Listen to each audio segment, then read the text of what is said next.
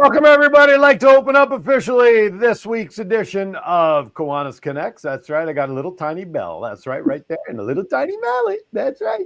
Papa Smurf, be jealous. Welcome to Kiwanis Connects. It is January 17th, halfway through the first month of 2025 already. I'm anchoring in Virginia Beach, of course, the lovely and vivacious and infamous Doc Val there. How are you, my friend? Hello, Douglas. Aloha. It's like, woohoo. Hi, Doug. It's good to see you out there. I am as cold as you are, but, a 30-degree temperature difference, I think. Just a little bit. Current temperatures, at least here in Virginia Beach right now, is 43 degrees. But prior to going on the air, I found out that our guest today, Mr. Brian, let's see if I can get a 10-slinger. Let's put your microphone off mute there. Let's bring it back on. He's from my neck of the woods. He's just up the road a little bit here in Richmond, Virginia. Brian, how are you today? I'm doing great today. Where it's a whopping 44 degrees. Oh, you're 1 degree warmer. You must have paid somebody off a little bit better than we did here down here in Virginia Beach. Yeah, the space heater's going right below me. So yeah. Wait a minute. I don't know if you can see it. Mine's right here. It's in my hand here. Anyway. If I turned a space heater on under my desk, it would go into flames with everything that's here.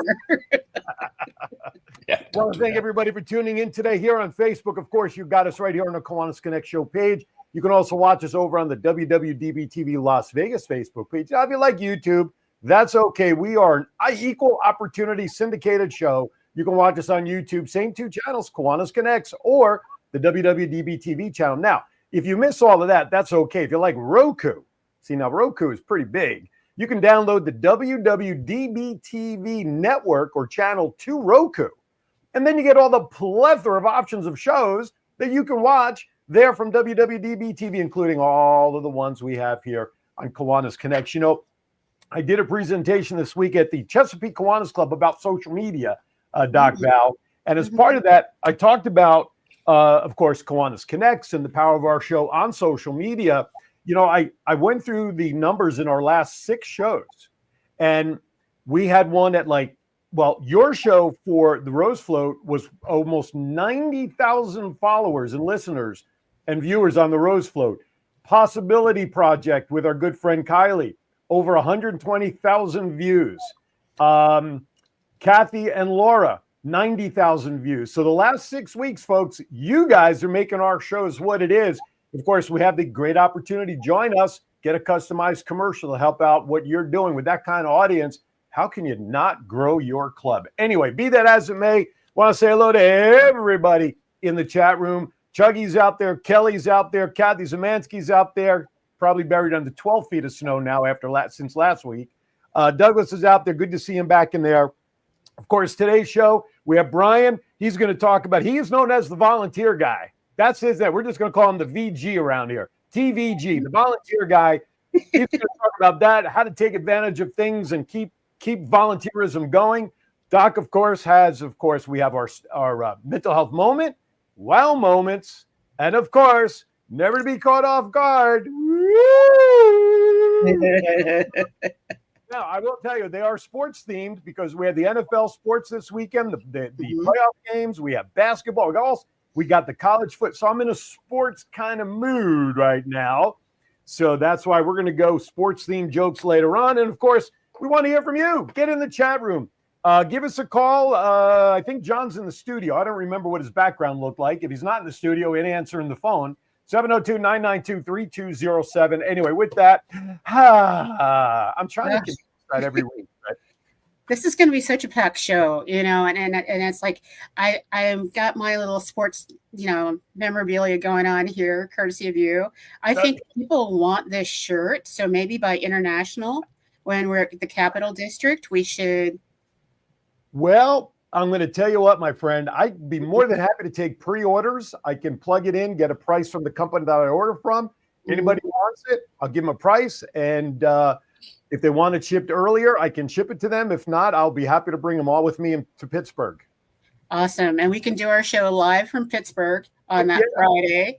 And I am feeling it. I am feeling the vibe with this. It's as fast a pace as we started this morning. That's what this past week has really felt like for me. I realized that I'm looking down, and when you're talking about the heater under the desk, I have two color pair of shoes on. At least I have shoes, right? Well, there you go. Because there's so much happening, and I wanted to reflect back because most people are probably not seeing the LA fires as much on the TV because we've got this little event called inauguration coming in on Monday, and we've got a holiday that's really meaningful to people, and so first responders have kind of moved on. And now it's time for the second responders, the people that actually do the work. And I just really wanted to make sure that people out in the outside world knew, one, this is going to take a really long time. The fires are not done in Los Angeles. And while it's a blessing, it's also really sad that we've lost 26 lives so far in LA County due to the fires. And they're not sure how many people are going to be affected long term for health reasons, because a lot of the smoke that's down there right now is toxic, and it's swirling in the LA basin, so it's not extending out, so it's not dissipating. And there are numerous people that are told that they cannot use the water for drinking. And so the water is purely for bathing and flushing. And so that means that there's going to be some health issues that come away from that for people who can't afford to stand in line long enough to get the free water, and can't afford to go out and buy bottled water. And a friend of mine was sharing, she goes, "Oh my gosh, Val, it takes 6 bottles of water to wash pots and pans after doing dishes after eating." And I was like, wow. If you think about that, and the FDA is, saying drink 8 bottles of water and all this stuff, it's like, wow. So there's still a lot of resources out there. And so I'm not sure. Have you guys seen anything lately on the news on your end? Good, Brian.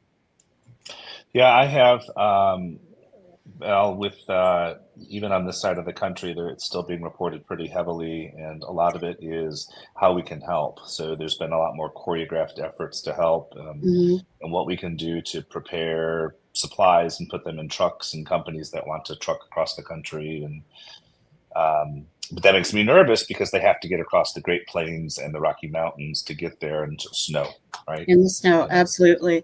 And one of the things, a lot of those trucks are going to get turned away. But I know John has a screen of some assistance places where you can connect up. There are a lot of Kiwanis clubs that are also now activating in the process. But they're sharing, unless it's brand new clothes, most places aren't taking anymore because of there has been an inundation of all of the thrift stores and the specialty stores and individual people going into their closets and sending truckloads of clothes that are having to be sorted and pulled out. And so they're overwhelmed with things that aren't tagged and aren't new as far as clothing goes. But perishable food, non-perishable food items are very much that. So I know John's going to put that resource slide up for us unless he's fallen out of his chair. And so there are a bunch of different places that still have assistance. And so you'll notice on here that free showers are still available. And it's really important for people to understand that these services have expanded. And so there are more and more restaurants that are trying to figure out what to do and how to help. And so if you want to make direct line donations, and some of the meatpacking companies and other places want to make direct donations, that those kind of donations are even more valuable than actual money at this point in time, because if meat and things can be brought in from the outside, that is what people are saying they really want. Even our crab people are up here in the Monterey County are getting into the mix by donating crab because crab season started really, really late. And so there isn't as big an audience using it. And I think that the long-term stuff has started to kick in. And so our California, Nevada, Hawaii district has put together a disaster fund, and I know John has a screen where you can look at the QR code and make a donation, because we're doing assistance grants for disaster. It's 100% of what gets donated through this QR code will go back to helping people in the Los Angeles County with these fires.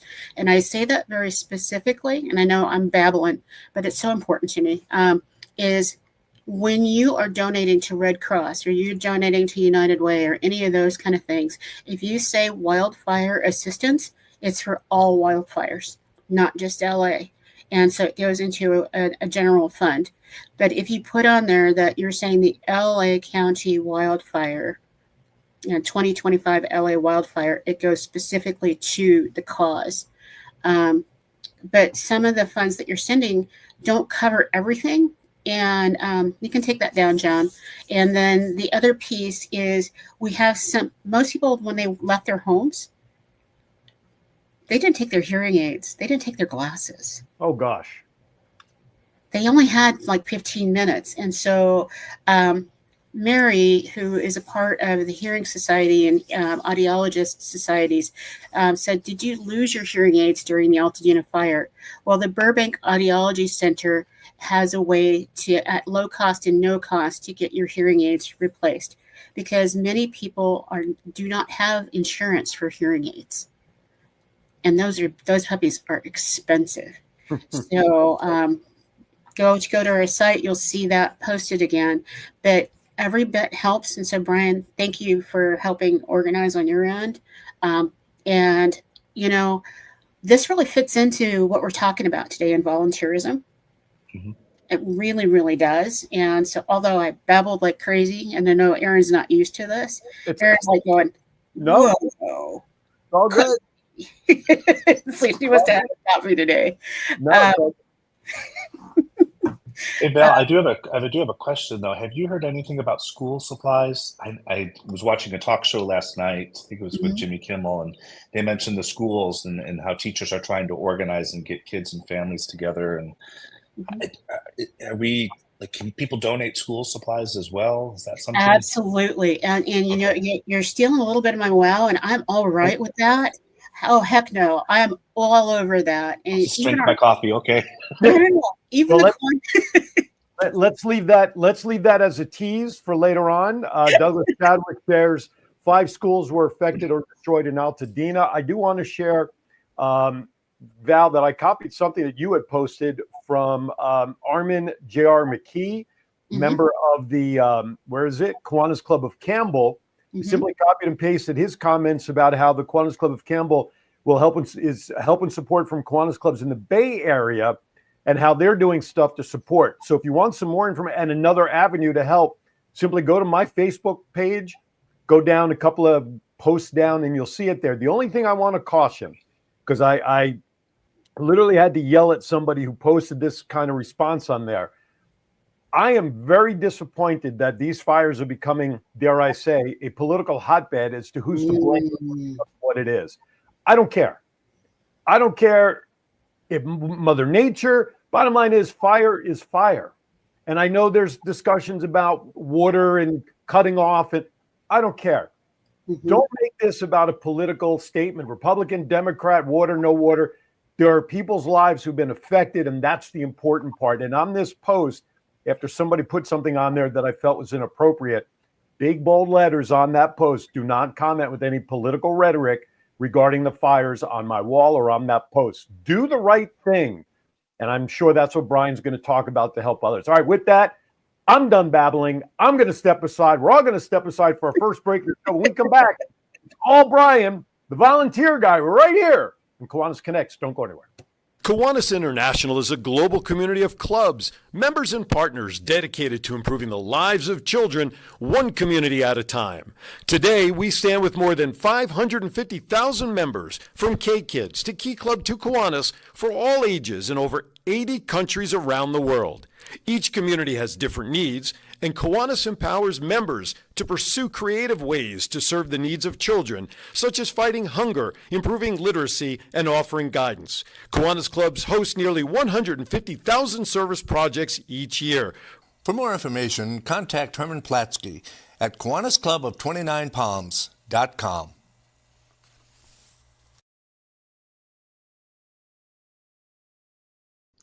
The Kiwanis Club of Folsom Lake is a group of fun, passionate people from all different backgrounds and interests who are dedicated about making our community a better place for children. We have 3 fundraising events throughout the year which allow us to support an after-school program for disadvantaged kids, high school scholarships, sponsors Key Club in high schools, and supports the Kiwanis Family House, which builds a supportive, healing community around families who are impacted by medical emergencies.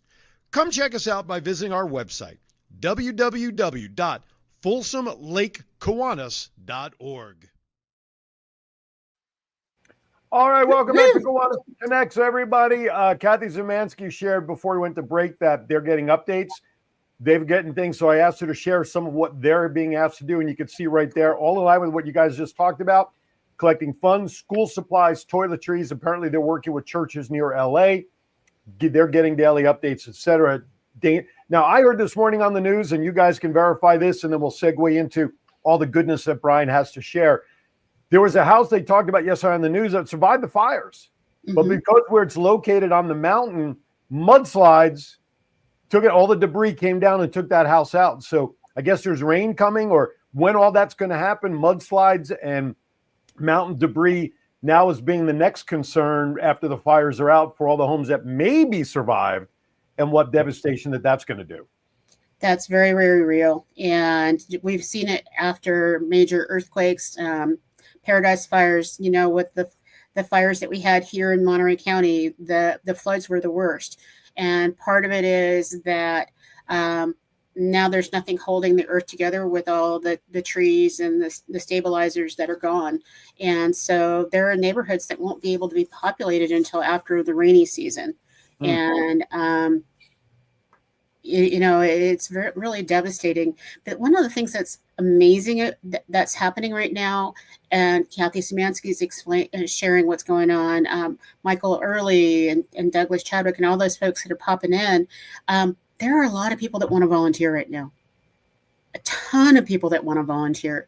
And Brian, I know that there's this is, it's like almost the holy grail of volunteerism is going on right now.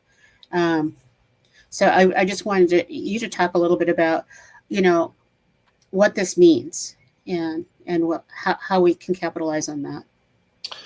Yeah, so for those of us who work in the industry, it's become a little overwhelming. People are raising their hand, wanting to get engaged at some level, and what you can probably imagine is one of the challenges is finding the where. Where can we place these people? Because the last thing you want to do is get a bunch of people together in the church parking lot and we're all just standing around staring at each other. That's not.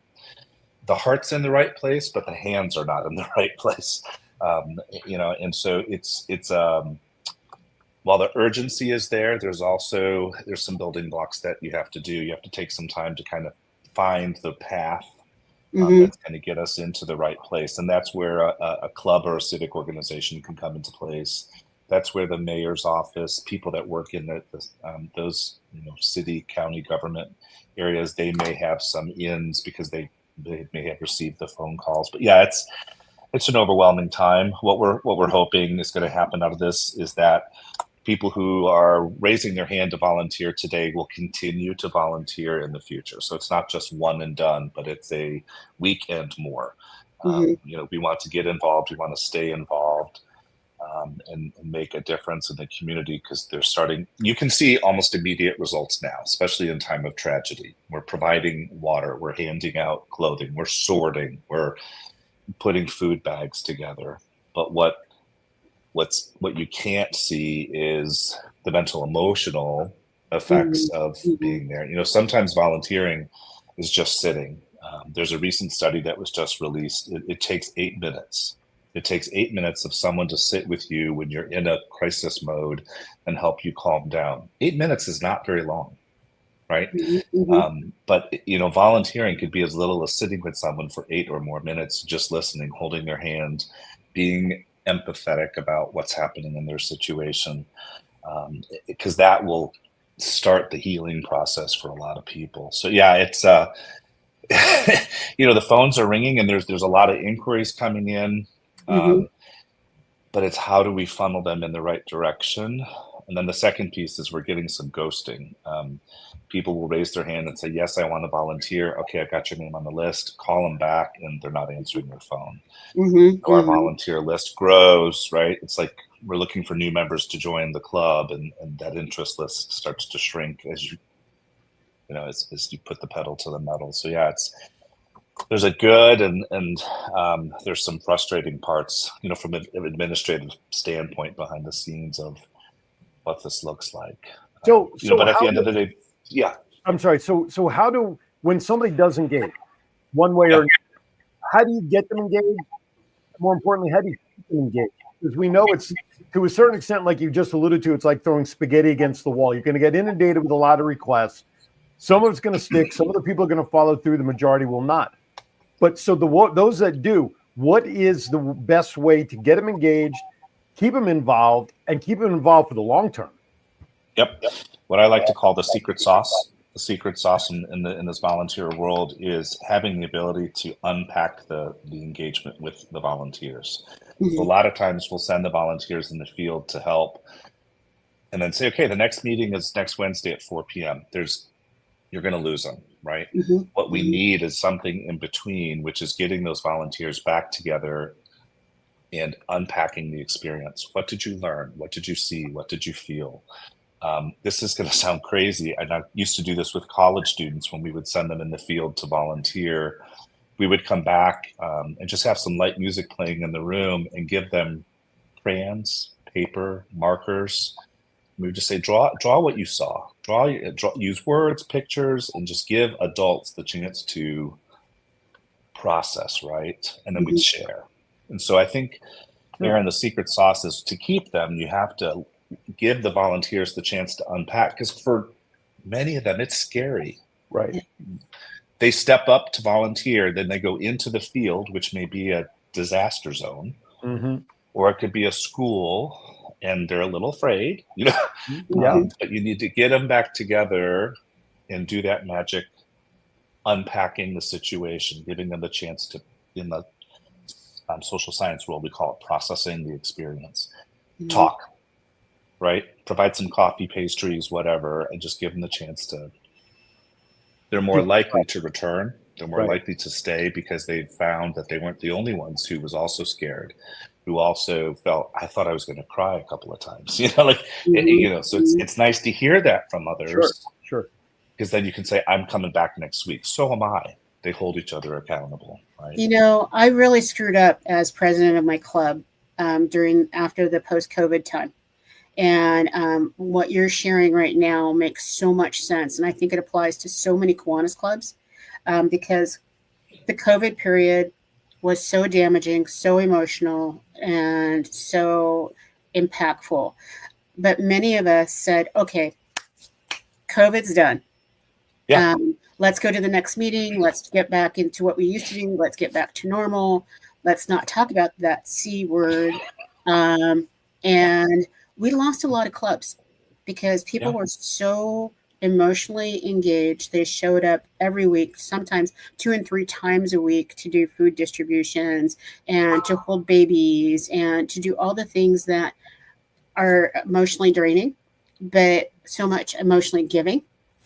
And we didn't process. We didn't.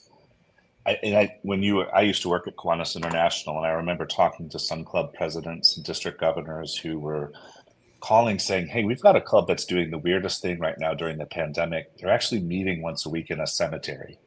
And this is going to sound weird. Yes. Cemeteries are eerily quiet, right? You can hear. And so they were seated 6 feet away from each other, because remember social distancing, but they were physically in the same space, not on a Zoom. Yep. I would bet my next paycheck that those clubs that did that allowed them to come together and process and unpack, they're healthy. They're probably thriving in their communities today, because yes, the show slowed down a little bit, but it never stopped. And they never just jumped back into, okay, checklist, we need to do this. Who's going to take care of decorations? Who's going to call the mayor's office? Blah, blah, blah. That But is yeah, a OSOS in our district. Yeah. And I do a special memory to Al Strunk, who led that club and said, no, we're going to do this. And that club is thriving and award winning. And he passed on Thanksgiving Day. But everybody in his town has nominated him for Citizen of the Year. And we know that he's going to be awarded that posthumously. But you're right. It is that processing and taking the time. And in your TED Talk, and if people haven't seen your TED Talk, they need to see your TED Talk about some of our organizations. And you had this 30-year concept. I think it really looks, my club used to look like that. Yeah. So, and I'll go back. We in social sciences and in communities, we think about milestones. So for those of us who are on a camera right now, we all probably can tell each other exactly where we were on December 31st, 1999. Y2K. Remember, Y2K was a big milestone for us. And then once we found out that the world wasn't shutting down at midnight, the next big milestone was 2020. What is the world going to look like in 2020? If we only knew, right? Well, now what we're looking at is, okay, 2020 is there and gone. It's 2050, 2050. What is community going to look like in 2050, 30 years from now? And if you go back 30 years, a lot has changed, right? A lot has changed. And you can look at businesses, technology, the way we communicated 30 years ago, the movies that we watched, were different. The way we watched movies were different. But if you look forward 30 years, we know things are going to change. Technology is going to be crazy 30 years from now. We know healthcare is making some significant improvements, and they're already doing some trial things with DNA and all the things, right? We will look like the Jetsons, right? The Jetsons aired 30 years ago, and that was scary. We're all, except for the flying cars and living in outer space, we're pretty much there, right? We have the flying cars. We do. We have flying taxis out of Marina, California, and they fly from Marina to San Francisco and San Jose. We have them. We're totally there. But do they go like this?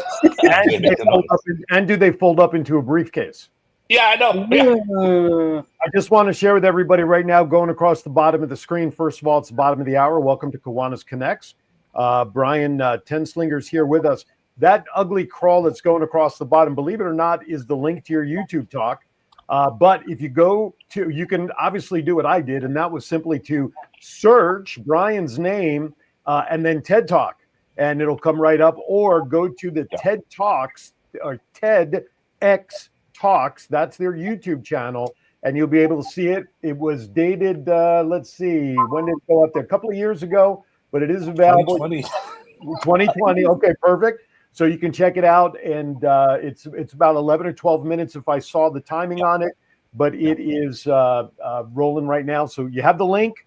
Go to TEDx Talks on YouTube. You'll be able to find it. Okay. Valerie, going back to as this relates to volunteers, what we know is not going to change in the next 30 years, amongst all the crazy things that are changing now, is the need to belong, right? The need for human contact will never change. And human contact is getting together at a coffee club, is hanging out together, but it's helping in communities, it's volunteering. And we have some service organizations, some campus-based organizations, if you work with college students, who are operating 30 years in the past. They're still using paper applications and you name it. They're not quite up to today's technology, and they're not thinking 30 years out. Kiwanis clubs that are thinking, what is our community, what's our backyard going to look like 30 years from now? It's going to be fascinating. I live in Richmond, Virginia, in what were servants' quarters. If these walls could talk, These were the servants who would walk to the big houses on the boulevard, the big mansions, and they were the full-time help for the well-to-do in Richmond, right? And so even that community has changed, right? But what's not going to change is the need to support each other and so forth. So we've got, I think in the volunteer world, if we continue to look what's happening in our backyard, what's going to be different. Kids are always going to be kids. Doesn't matter what language they speak. It doesn't matter, where they live. They're going to have the same needs. They're going to have the same struggles, right? Yeah. I think big for us is looking forward at 30 years from now. What is our club doing today that's going to make sure that we're still there to sustain, And it's not a strategic plan. We're going to raise X number of dollars. That's important, but are we molding and shaping our club experience to be consistent with today's communities? Are we meeting with the times? I would often push back when I was advising clubs. How's that lunch meeting working for you once a week? How's your attendance? Are you getting the volunteers, the new volunteers who are between 25 and 35 years old to your every Monday at 12 noon lunch meeting? No, they can't leave work. They may have things going on, right? And the club wonders why they're not growing. Well, and you're kind of touching on something that, I think you are, and I'll just call it the generational gap. Yeah. Between the more experienced volunteer within our clubs and the younger generation coming in who are looking for a sense of belonging, like you were talking to, looking to do something. I think that's a big obstacle for a lot of the younger generation when they walk into a Kiwanis club, and we'll just talk about our clubs, and they see the age disparity being what it is. There's a tough line for the younger generation to get into getting involved in volunteerism when they look at those saying, oh, been there, done that. We've done it this way for a million years. We're not going to change. I'm fighting that right now in one of my clubs here in Virginia Beach about something. How do they combat that? How do they combat that issue? That, and that's where a satellite club could potentially work. It's still the same parent club, but maybe there's people who cannot meet during the day who could meet in the evening that could still do the same work in the community. Communities operate 24/7. They don't shut down. So we could have greater impact. There may be some things. The daytime club may be the philanthropic branch. That may be the club that raises the money, has the speakers, writes the big check, but it's the evening club that does the hands-on service, going into the schools, working with the Boys and Girls Club, whatever the situation is. I think it's looking at a satellite. It's looking at broadening the horizon a little bit and maintaining effective communication, because the two clubs cannot be operating in silos, right? They've got to be. It's the group that meets, the ones that now have kids or grandkids that they need to be at the ball field on Saturdays, so everybody's getting together to set it up and clean up. So why not put in 15 minutes of business or processing, and anybody who can show up to help for the ball game? The T-ball only goes 30 minutes. It takes longer to set up, clean up, and feed them than it does to actually have a T-ball game. So while in the snack shack, it's an informal way of meeting. I just know that working people of a certain age, when you use the word meeting, that equates to work. Oh yeah. And they're not having it. Yeah, 100%. Yeah, it's because the last thing they want to do is have another meeting, right? Because they typically are younger in their fields, and they're going to a lot of meetings in order to advance their careers, which is great. But volunteering should be fun. It should be fun. It should be something they look forward to doing on a monthly, weekly, daily, whatever the situation is.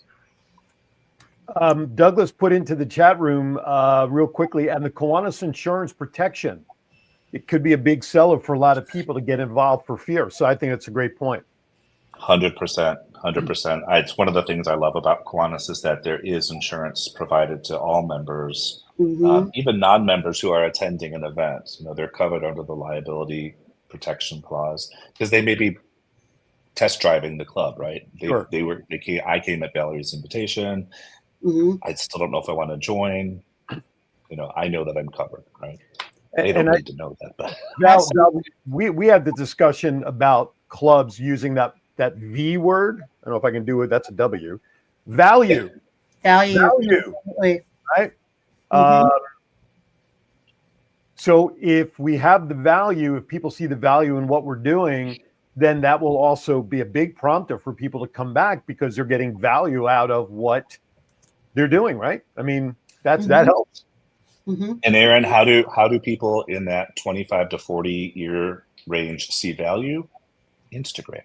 They're scrolling. They're looking they're looking for social media because they can do that while they're sitting and watching their kid play t-ball. They're or they're on another Zoom call, but their eyes on the phone. Right.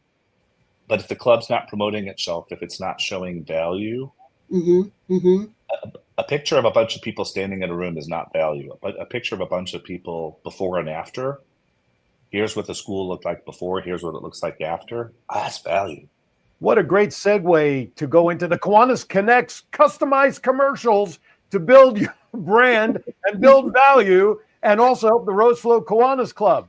30 seconds for $250, 60 seconds for $300, 90 second spot for $350, $50 off the top of each and every one of those is a donation back to the Rose Flow Kiwanis Club, and you get to customize your commercial with the message you want to do exactly what Brian just said.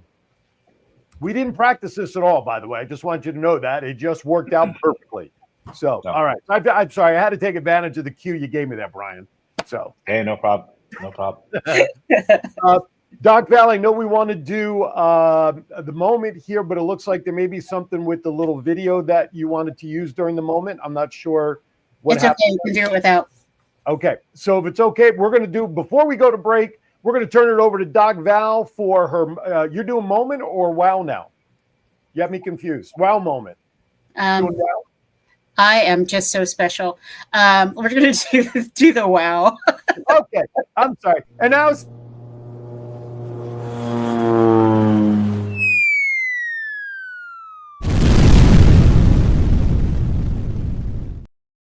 and that's the sound my brain has been having all week long. So this is perfect for at this point.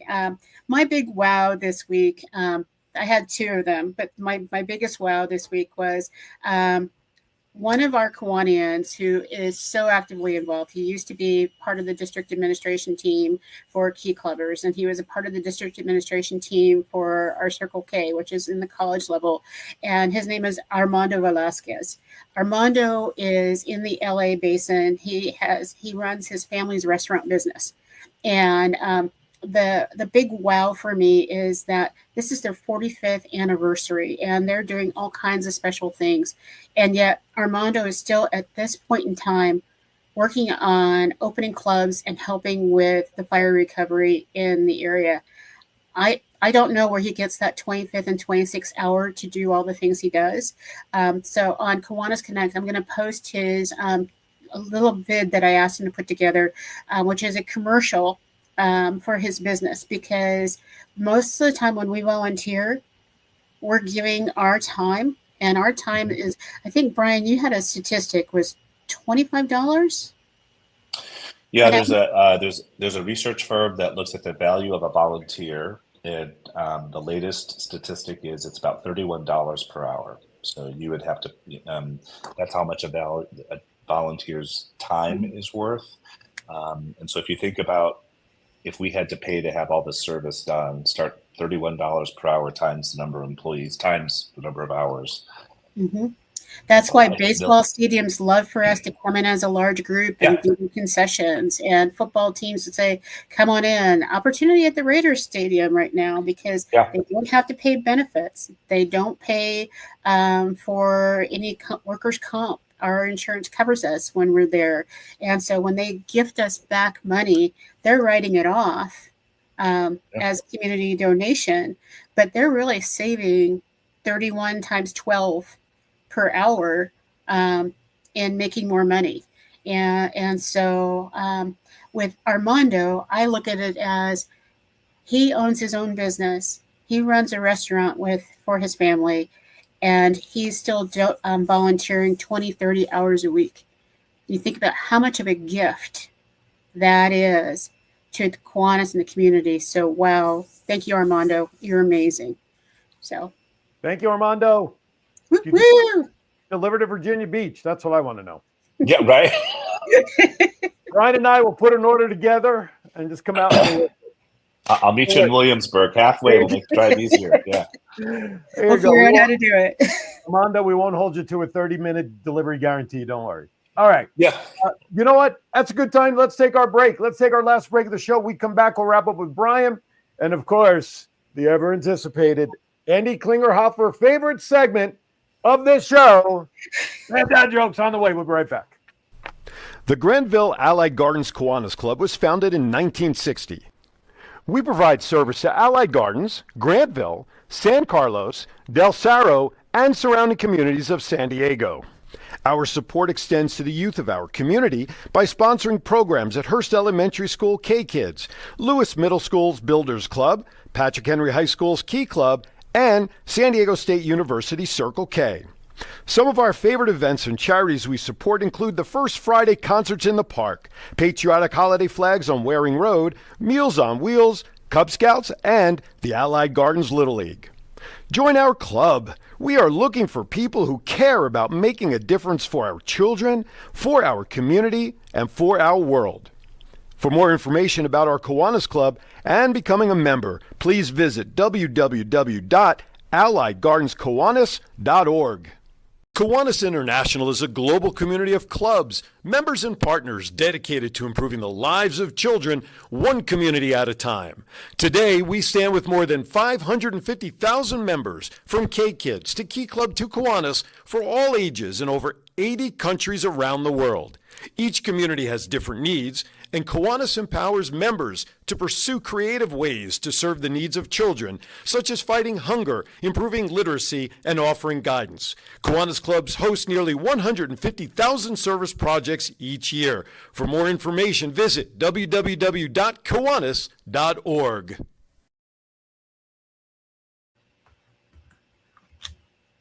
Oh, my. I think that Aaron is saying brilliant things. Oh, you're You were on mute. oh, was I? Yeah. How could I? John didn't mute me. You muted Wow. yourself. Wow. Yeah. Didn't do anything. Okay, well, there you have it. Okay, I was typing. I don't think I was speaking. Anyway, welcome back. I don't know what we're doing. So, Val, I'm going to turn it back over to you and wrap up with Brian, get some more goodies from him, and then I'll warm up for bad dad jokes. Awesome. Brian, it is always a pleasure, and there's never enough time when we're together. And so I hope that you'll come back sometime in the future. But if you walked away from the show today and didn't share one really crystallized thing or a couple crystallized things, what did you want to make sure that people know about volunteerism and your expertise in what you do? So I think one of the big things is we're starting to see a resurgence of the prestige of being part of a volunteer organization in communities. So the pin, right? Wearing the Kiwanis pin or Rotary, whichever your is, right? Yeah.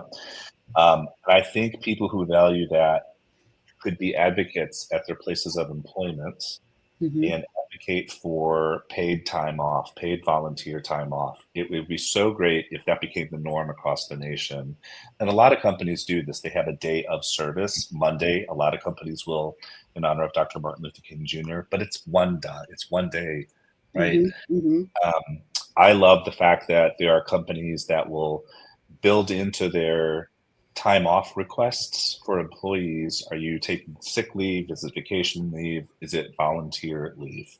So taking volunteer leave, if we can advocate for that to become part of the norm, part of our culture of our workplace. I just returned from Europe and was amazed at the work-life balance that so many Europeans have. Yes. And volunteering is just something that they do, right? And it's okay to do that. Whereas in the United States, we work and work and work and send an out of office message saying, I'll get back to you as soon as I can. And my one nugget is if we could all help advocate with our places of employment to build in personal volunteer time, we'd be able to get in the field a lot more frequently and know that I'm still working. I'm representing my company. It might be Eli Lilly or Firestone Tires or whoever, right? Mm-hmm. If we could advocate for personal time off, but to volunteer, I think that would be such a huge win for all of us across the nation. Because again, service is 24/7. It doesn't, but a lot of it can happen during the day. We spend 8 hours or more a day with our coworkers. Let's also do some volunteer work with them too. So I'm on a big push now to work with companies and, hey, look at your HR policies, sick leave, vacation leave, but what about volunteer leave? Well, what about I love it. I love it. Talk about it. Yeah. If somebody wants to get in touch with you direct, what's the best way they can reach out to you? Oh gosh, I'm on Facebook, Instagram. I have a really unique spelling of my last name. Fun fact, there's 22 of us in the world with my last name. So you can find, 21 of us are in Hungary. 2 of us are in the United States. You're either going to get me or my uncle. But first name, last name, all squished together at gmail.com is the easiest way to reach me. I wish I had an easier last name, but it makes me unique. It makes you know what? It really isn't that difficult, because for you folks who maybe were fans of MASH back in the day, even though it's not pronounced that way, it is properly pronounced 10 slinger, like sling and hash. But if you think about 10 clingers in a room that you're sitting with watching MASH, it should be a piece of cake. Now, I realize I just dated myself with that reference about MASH, but, I'm at that phase of my life where anything beyond like an hour ago as I'm dating myself. But check them out. Go ahead, Brian. Last nugget that I'd share, Valerie, so the TED Talk has really opened up some doors. I'm consulting now with an NGO, nonprofit, but non-government organization in the Czech Republic. So I'm working with a gentleman who is starting a service organization to help in his backyard in Prague. And so it's been amazing. And listening to what he wants to do is nothing different than what we're doing in the United States, just a different language and better beer. Like that's the only that's the important part, is the beer part. A good Czech Pilsner, holy cow. But it's been amazing, because this is not rocket science, right? And no offense to the aerospace engineers out there. But this is, people are people, right? Kids are kids. It doesn't matter if they speak Czech, if they speak German, if they speak, Mandarin. We all have the same needs. So glad to help, glad to be a resource, glad to be a good listener.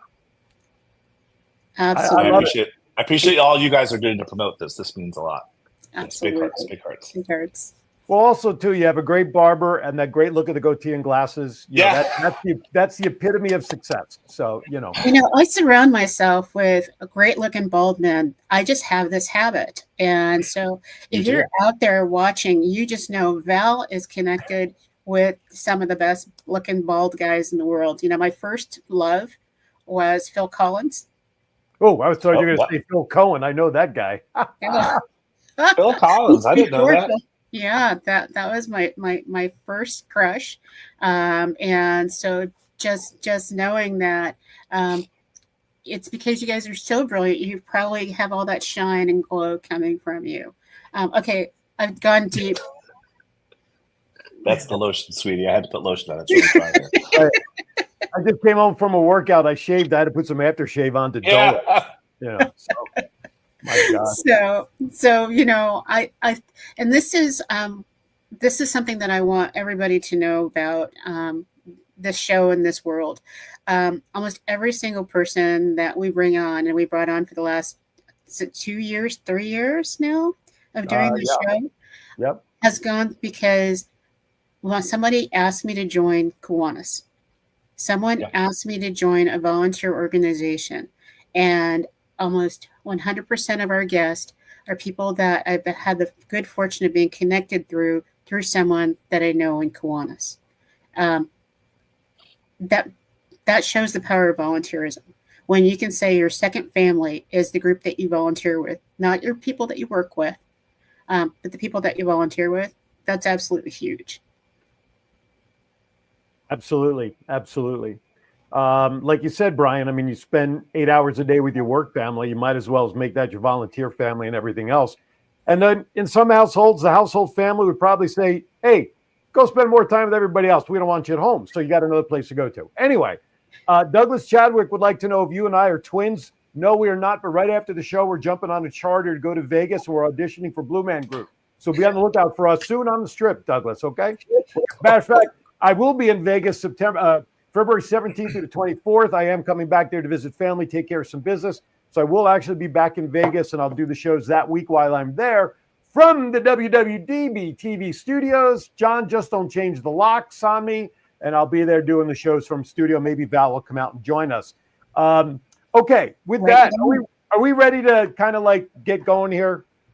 Well, John, I did want to. Yeah, go ahead. Go ahead. I did want to do a super shout out, and that is that we have another group that's working with the second responders for the fire stuff. So wrapping back to where we started, and that's the Kiwanis Literacy Club Foundation, and Doug Chadwick is the executive director, president of that organization. And so what we're doing is we're calling it rebooking in Altadena because we lost so many schools in that area. So rebooking is basically refilling and rebuilding the books supply for teachers in the schools. Mm-hmm. And also getting books back into the hands of kiddos, because when you evacuate, the last thing you're going to do is pack your bag full of heavy books. And teachers have, a brand new teacher begins their collection. And one of the traditional things that they do when they go into a classroom is they put 4 or 5 of their favorite books on a shelf. And each year they add to that shelf, and it kind of shows their growth as a teacher. And so think about how devastating that could be that last straw for a teacher to walk into their classroom and see that memory trail is gone. Yeah. And so by you donating to the Kiwanis Literacy Club Foundation, which is a 501c3, as little as $10 can put 5 books on a shelf for one of those teachers, all the way up to sponsoring a classroom where we'll put in a whole reading nook and a reading library into a teacher's classroom and have a little seating area for kiddos. And so a $2,500 donation would cover that. So if a business doesn't know what they want to do, but they know they want to help, a big book reading nook or a library would be the most impactful, and it's immediate. There you go. Absolutely.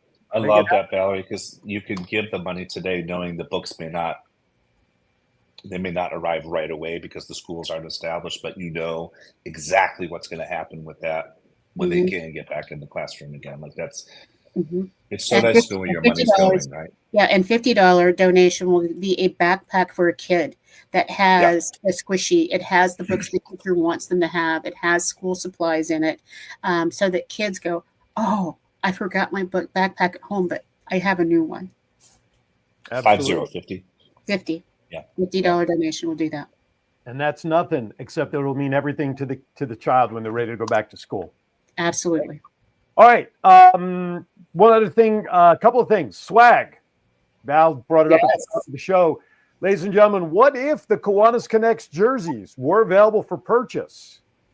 Okay. Would you get one? We hope you would. Or if you just want polo shirts that have the Kiwanis Connects logo on it, John is rolling a scroll at the bottom, thevoice.qbstores.com. That is a merchandise site that I set up with all of the logos with which yours truly is involved with. And guess what? The Kiwanis Connects logo is on there. You can get a polo shirt. You can get a sweatshirt. You can get a coffee mug. You can get a hat. You can get whatever you want. It's embroidered too, by the way, which means it's better quality. So check that out. Also, too, WWDBTV's logo's on there. So if you want to give a little pop to John's studio, you can do that. So check that out, voice.qbstores.com. You can go to aaronshour.vegas sponsor tab. You'll see the link on there as well. But Kiwanis Connects jerseys, apparently you guys want them, according to what Val said. If we make them available, we can do some pre-orders because they are order as we go. Okay, with that, John, it is time to make people hopefully laugh. Here we go.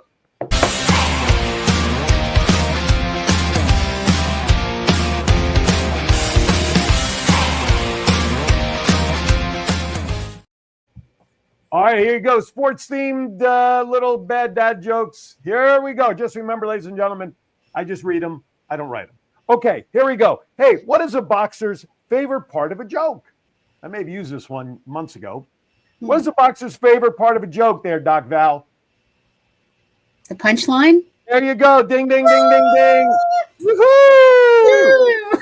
All right, here you go. Why did the coach kick Cinderella off the basketball team? Did you hear about this? It was national news. Why did the coach kick Cinderella off the basketball team?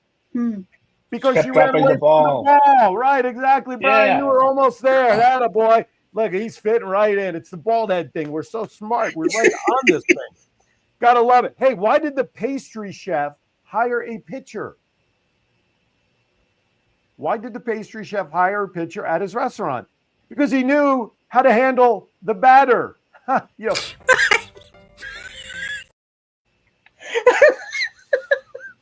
I know. Hey, Well, hold on. You can do a plug for Brian. Aren't you co-owner in a bakery?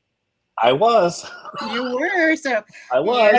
Yeah, that joke, he doesn't have anything to do with the bakery anymore after that joke. No, good bakery, just not co-owner. Yeah, please support it. Great, right? Carmel, Indiana, go. When does royalty watch baseball? When does royalty watch baseball? You only watch during the night games. No. Yeah. All right. They all can't be good. Wait a minute. Herman sent me one. Gosh, I told him I'd print it off when I forgot to. Herman, you did send me a good one. I just can't remember it. What does a basketball player do when he loses his eyesight? This is a trend. This is very important. It's the Players Association. They're trying not to get this in the paper. Val's like he's talking shit over there and don't believe half what he's saying. What does a basketball player do when he loses his sight? He becomes a referee. Come on now, we know. I know, that's terrible. Where do football players go shopping in the offseason? Football players, like my Giants and the Dallas Cowboys. It's the offseason. Where do they go shopping? Come on now, say it with me. They go to the tackle shop. Oh, I was going to say Foot Locker, but. That's not bad. That's not a bad option. Last one, and then we'll get the heck out of town, or at least I will. Did you hear about the snowboarder who broke his elbow? That happens a lot, not only just with snowboarders. If you didn't hear about this, the snowboarder broke his elbow, don't worry about it. It was rather humorous.